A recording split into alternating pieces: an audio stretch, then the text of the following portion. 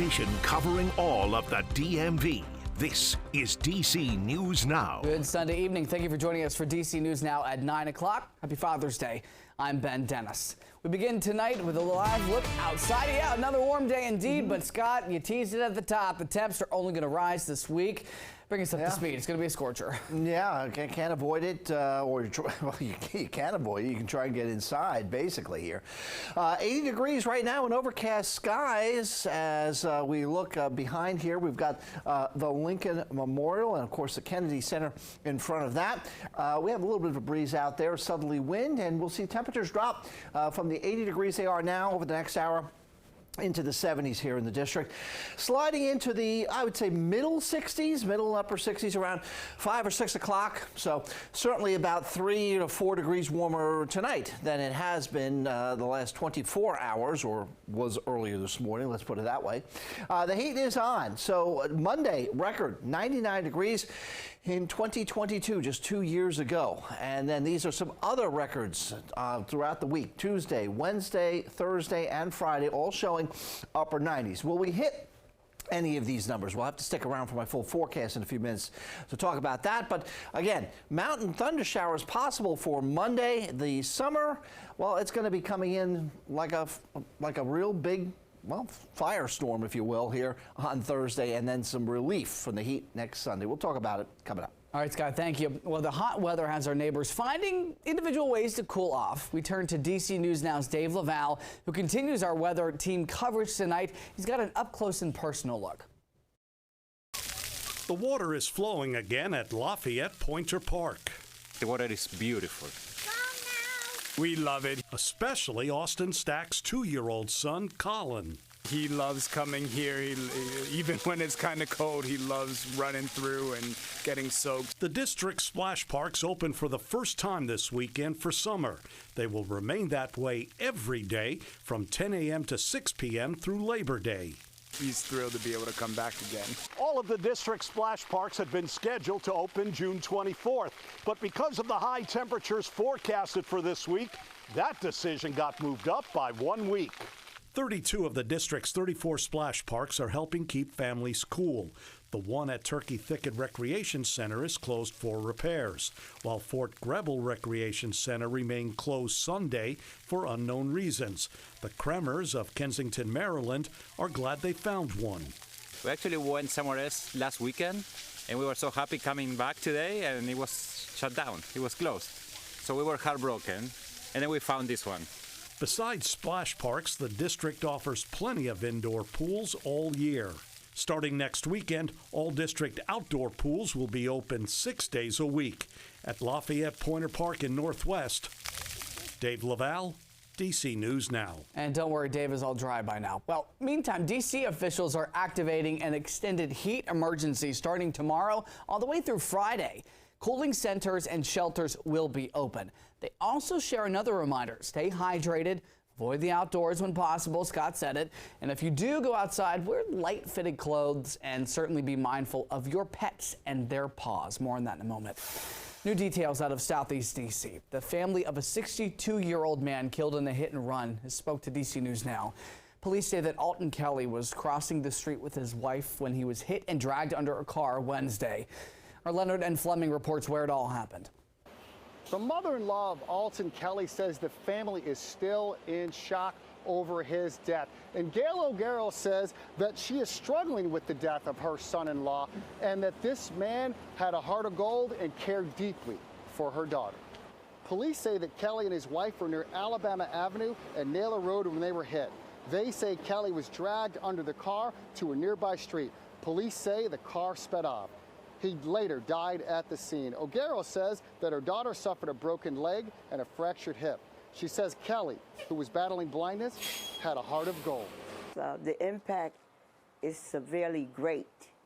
You know, we hurt, we cried, tears was flowing all the time. If it's not flowing for my daughter, it was flowing from me because I love my son-in-law. He was a good husband to my daughter.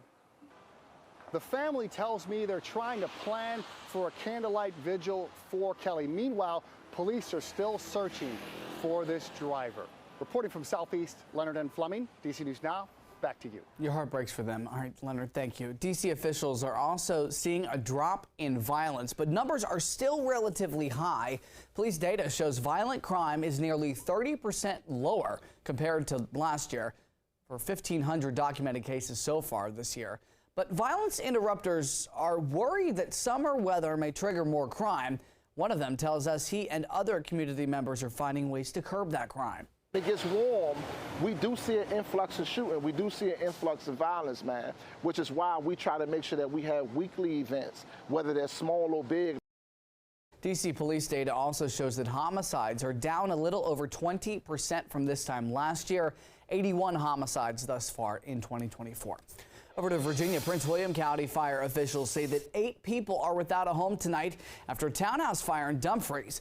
Officials say the fire broke out at this townhome on Taconic Circle last night just before 8 o'clock. 4 units damaged, 3 of them being unsafe for residents to go back. No injuries reported, thankfully.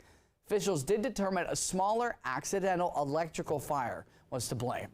And in Maryland, 4 people and a dog are without a home tonight. New details after a grill fire spread to a house in Silver Spring. Officials say it all happened around 5:45 on Coach Lamp Lane. Fire and EMS say that a grill on the back deck lit the siding of the 2-story home on fire, which quickly spread inside and all the way up to the attic. No injuries reported. And staying in Maryland, attention boaters, if you head out on the water this summer, keep in mind there are stricter penalties for operating a boat while intoxicated. If you're convicted of boating under the influence, a BUI, you'll be banned from operating a vessel for 2 years. If it results in death, you'll be banned for 5. The new law kicks in July the 1st. In Hagerstown, people hit the Potterfield community pool. They are also beating the heat. From the slide, the refreshing water, families were able to spend some quality time together, cooling down, no doubt. Those we spoke to say there is no better way to kick off the summer. At the slide, they got everything ready to go. Vanessa, you excited for the pool? Yeah. Yeah, we're just going to enjoy it, and we're going to enjoy it all summer. Warm weather on the horizon this week, even worse. Hagerstown Parks and Rec is hoping to have a great crowd over the next week. Turning to Fairfax County, police say that they've arrested a man in connection to 4 burglaries. Officials say that 58-year-old William Westray broke into a home on Tire Swing Road back on May the 24th. Several after that, he left the scene before police even got there. Authorities say that they then found him and arrested him as he tried to board a train at the Dunloring Metro Station.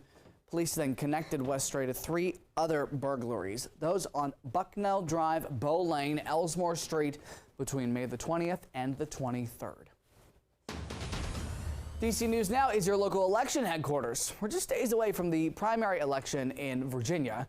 And as you make your plans to head to the polls, Northern Virginia reporter Haley Milon gets us primed with everything you need to know.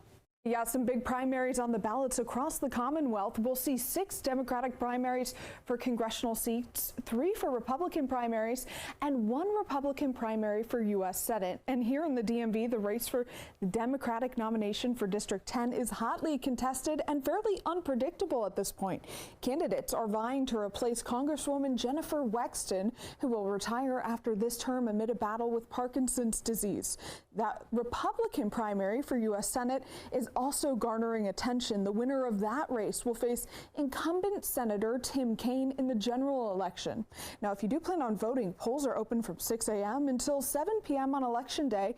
You'll need to bring a valid form of ID like a passport or a driver's license, and you can ensure that your voter registration is up to date by visiting elections.virginia.gov. Virginia has open primaries, so remember, regardless of your party affiliation or registration, you can vote in either party's primary, just not both parties. We'll have complete coverage of primary day as the results come in with an extra hour of election coverage at 8 p.m. As always, head to our website for more. Reporting in studio, Haley Milon, DC News Now. Good information, Haley. Thank you. Of course, we want to wish all the dads out there a very happy Father's Day from us here at DC News Now. Folks across the DMV spent time with their dads, including some families at the golf course at East Potomac Golf Links along the Potomac River in Southwest DC. We caught up with one dad who hit the links to see what he enjoys the most about being a father. was late in the game being a father, and I remember what my dad meant to me, and then it's like for her, like I work 7 days a week, but so every moment I get a chance to watch her grow and develop, it's important. It's tough some days through all the kicking and the screaming and when they don't want to give you the hugs, but it's always worth it at the end. Best job in the world. No doubt we hope all of the dads out there enjoyed their day no matter what you have planned for the rest of the night.